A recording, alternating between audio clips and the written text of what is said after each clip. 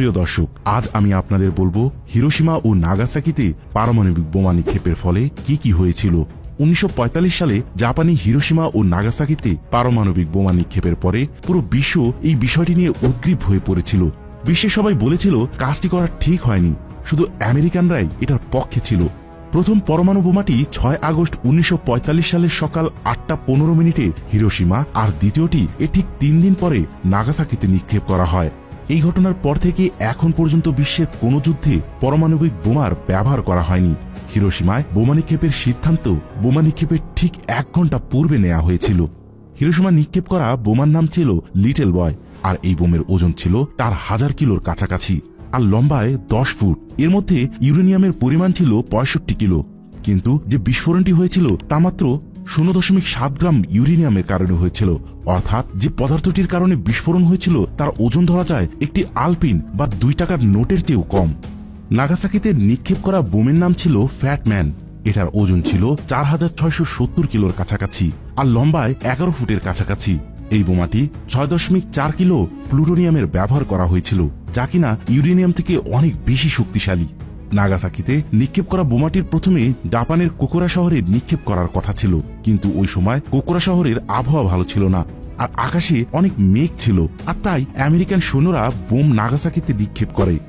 এই বোমটি কিউটা শহরে নিক্ষেপ করতে চেয়েছিল, কিন্তু ওই সময় আমেরিকান সেনাবাহিনীর যিনি উপদেষ্টা ছিলেন তিনি এই সিদ্ধান্তটি পরিবর্তন করেন, কারণ তিনি একসময় তার স্ত্রীর সাথে এই শহরেই হানিমুন করতে এসেছিলেন। তার অনেক স্মৃতি ছিল এই শহরকে ঘিরে। হিরোশিমায় যে বোমটি নিক্ষেপ করা হয়েছিল সেই বোমটিকে নিয়ে যাওয়া বিমানের নাম ইনোল গাই। এই বিমানটিতে সায়ানাইডের 12টি ট্যাবলেট রাখা ছিল, কারণ যদি মিশন সম্পূর্ণ না হয় তাহলে সব অফিসার ট্যাবলেটগুলো খেয়ে ফেলবে। নাগাসাকিতে যে বোমটি নিক্ষেপ করা হয়েছিল সেই বোমটিকে নিয়ে যাওয়া বিমানের নাম ছিল বক্সার। বোমা নিক্ষেপের ফলে হিরোশিমা ও নাগাসাকিতে মোট 2,46,000 লোক মৃত্যুবরণ করেছিল। 1 লাখেরও বেশি লোক বোমা নিক্ষেপের সাথে সাথে মৃত্যুবরণ করে, আর বাকি কয়েক বছরের মধ্যে ক্যান্সারের মতন মারাত্মক রোগ ও রেডিয়েশনের কারণে মৃত্যুবরণ করে। হিরোশিমা হামলা করার সময় বোমা নিক্ষেপের জায়গায় তাপমাত্রা 3 লাখ ডিগ্রি সেলসিয়াস ছিল, আর ওই জায়গার নিচে মাটির তাপমাত্রা 4000 ডিগ্রি সেলসিয়াস তাপমাত্রায় পৌঁছে গিয়েছিল। এই তাপমাত্রায় স্টিলকে গলিয়ে ফেলার মতন তাপমাত্রা থেকেও অনেক বেশি ছিল। এই হামলার ফলে ওই জায়গায় 1005 কিলোমিটার প্রতি ঘন্টা বেগে আগুন ছড়িয়ে পড়েছিল, আর 10 বর্গ কিলোমিটার জায়গা জুড়ে গভীর গর্তের সৃষ্টি হয়েছিল। এই ঝড়ের বেগ যে কোনো বিল্ডিংকে বাতাসে উড়িয়ে ফেলার জন্য যথেষ্ট ছিল। নাগাসাকি ও হিরোশিমা বর্তমানে রেডিয়েশন ফ্রি, কারণ দুটি পারমাণবিক বোমাই মাটি থেকে 1000 ফিট উঁচুতে ফেটেছিল। হিরোশিমা হামলার 1 মাস পরে শহরটিতে একটি ঝড় হয়েছিল, তার ফলে 2000 লোকেরও মৃত্যু হয়। হিরোশিমা বোমা হামলায় 12 জন আমেরিকানও মৃত্যুবরণ করেছিল। 1970 সালে আমেরিকা তাদের মৃত্যুর কথা নিশ্চিত করে। হিরোশিমা হামলার পরপরই একজন জাপান পুলিশ কর্মী নাগাসাকিতে ছিলেন এবং তাদের হামলার প্রস্তুতি নিতে সজাগ করছিলেন, আর তার ফলে নাগাসাকিতে পারমাণবিক বোমা হামলায় কোনো জাপান সেনার মৃত্যু হয়নি।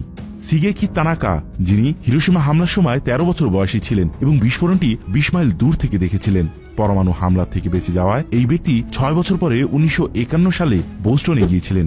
সে ওইখানে একটি ম্যারাথন প্রতিযোগিতায় জয়লাভ করেন। এছাড়াও ইয়ামাগুচি নামের এই ব্যক্তি দুটি বোমা হামলার সার্ভাইভ করা একমাত্র ব্যক্তি। আসলে ঘটনাটি ছিল যখন হিরোশিমায় বোমা নিক্ষেপ করা হয় তখন তিনি হিরোশিমায় অবস্থান করছিলেন, আর তারপরে সে শহরের অবস্থা খারাপ দেখে তার গ্রাম নাগাসাকিতে চলে যায়, আর তারপর নাগাসাকিতেও পারমাণবিক বোমা নিক্ষেপ হয়। কিন্তু এই ব্যক্তি এতটাই ভাগ্যবান ছিলেন যে দুটি পারমাণবিক বোমাও তার মৃত্যু ঘটাতে পারেনি।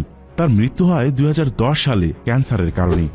হিরোশিমা ও নাগাসাকিতে পারমাণবিক হামলার পূর্বে আমেরিকা জাপানের 49টি সাধারণ বোমা এবং এয়ার হামলা করেছিল। 400 লোকের মৃত্যু ও 1200 লোক হতাহত হয়েছিল এই সময়। নাগাসাকিতে পারমাণবিক হামলার 6 দিন পরে তৎকালীন রাজা হিরোহিটো আমেরিকান সেনাদের সামনে আত্মসমর্পণ করেন। এই ঘোষণাটি রেডিওতে করা হয়েছিল। বেশিরভাগ জাপানি মানুষজন তাদের রাজার কণ্ঠস্বর প্রথমবার শুনেছিল। যদি জাপান আত্মসমর্পণ না করত তাহলে আমেরিকান সরকার 19 আগস্ট আরেকটি পারমাণবিক বোমা কোনো এক শহরে নিক্ষেপ করার পরিকল্পনা করেছিল। আমেরিকা এখন পর্যন্ত এই পরমাণু হামলার জন্য জাপানের কাছে ক্ষমা চায়নি, কিন্তু বারাক ওবামা প্রথম আমেরিকান রাষ্ট্রপতি যিনি এই হামলার 71 বছর পরে পারমাণবিক হামলায় মৃত ব্যক্তিদের সম্মানে একটি মশাল উন্মোচন করেন, যে মশালটি এখনো প্রজ্বলিত রয়েছে। এই মশালটি ওই দিন নেভানো হবে যেদিন পৃথিবী থেকে সব ধরনের পারমাণবিক বোমা নষ্ট করে দেয়া হবে। আমাদের এই পৃথিবী পারমাণবিক বোমা থেকে আশঙ্কা মুক্ত হয়ে যাবে। প্রিয় দর্শক, আপনাদের কি মনে হয় আসলে কি ভবিষ্যতে এমন দিন আসবে যেদিন এই মশালটি চিরতরে নিভিয়ে দেওয়া সম্ভব হবে? সত্যি কি আমাদের এই পৃথিবীটাকে পারমাণবিক হামলা থেকে আশঙ্কামুক্ত করা যাবে এবং হয়ে উঠবে শান্তিপূর্ণ এক পৃথিবী? ভিডিওটি কেমন লেগেছে এবং এই ভিডিও সম্পর্কে কোনো মতামত থাকলে কমেন্ট করে অবশ্যই জানাবেন। আপনাদের কমেন্টের উপর ভিত্তি করে আমরা হাজির হব নতুন কোনো ভিডিও নিয়ে। সবশেষে ভিডিওটি ভালো লাগলে লাইকে ক্লিক করুন এবং বন্ধুদের সাথে শেয়ার করুন। আরও এমন রহস্য, রোমাঞ্চ এবং ভিন্ন রকম খবর পেতে আমাদের চ্যানেল তাজা নিউজে সাবস্ক্রাইব করার পর বেল আইকনে ক্লিক করে রাখুন। আমি এসআই সুমন এবারের মতন বিদায় নিচ্ছি। ধন্যবাদ।